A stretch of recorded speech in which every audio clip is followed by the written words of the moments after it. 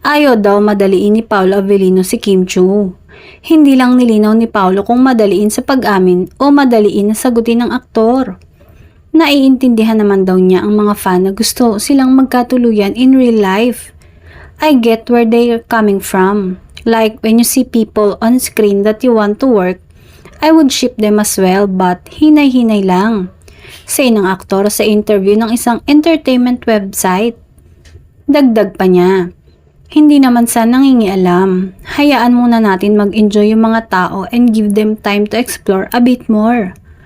Nag-agree naman sa sinabi niya si Kim.